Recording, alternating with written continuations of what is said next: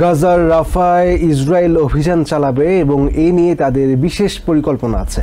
মঙ্গলবার house armed service কমিটির শুনানিতে সাক্ষ্য দেওয়ার সময় একথা জানিয়েছেন defence secretary Lloyd Austin.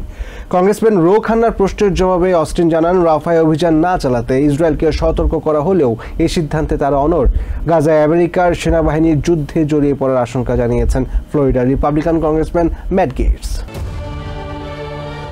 Israel Hamas সংঘাত, রাশিয়া ইউক্রেন যুদ্ধ সহ বিভিন্ন বিষয় নিয়ে হাউস আর্মড সার্ভিস কমিটির সামনে শুনানিতে অংশ নেন ডিফেন্স সেক্রেটারি লয়েড অস্টিন। এ সময় গাজার রাফায় ইসরায়েলের পরিকল্পিত স্থল অভিযান চালানো হলে এর সম্ভাব্য পরিণতি তুলে ধরেন ক্যালিফোর্নিয়ার democrat congressman Ro Khanna. He said that an invasion of Rafah would have catastrophic consequences. প্রধানমন্ত্রী বেঞ্জামিন নেতানিয়াহুকে রাফায় অভিযান না চালানোর পরামর্শ দেয়া হয়েছে কিনা অস্টিনের কাছে জানতে চান তিনি। জবাবে ডিফেন্স সেক্রেটারি জানান, রাফায় অভিযান চালানোর বিষয়ে ইসরায়েলকে সতর্ক করা হলেও তারা তা করবে।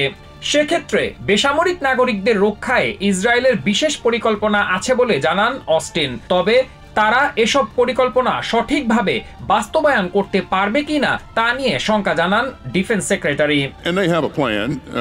The question is, can you execute?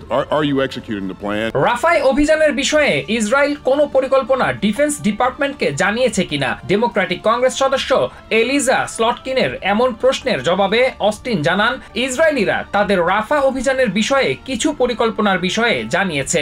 গাজায় আমেরিকার সেনা মোতায়েনের যে পরিকল্পনা নেওয়া হয়েছে সেক্ষেত্রে সেখানে তাদের ওপর হামলা হলে কে দায়িত্ব নেবে এমন প্রশ্নের জবাবে লয়েড অস্টিন বলেন, সেখানে আমেরিকার সেনাদের নিজস্ব নিরাপত্তা ব্যবস্থার সঙ্গে ইসরায়েলি বাহিনীও অতিরিক্ত নিরাপত্তা দেবে। Israelis will provide additional security in the area. That's right.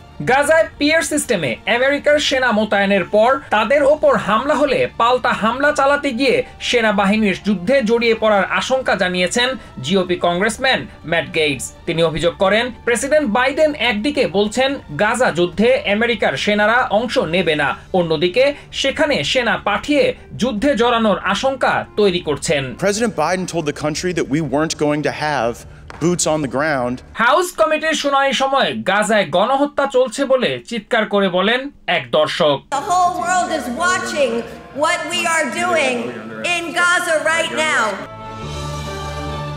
Masum Hasan, TVN 24 news desk.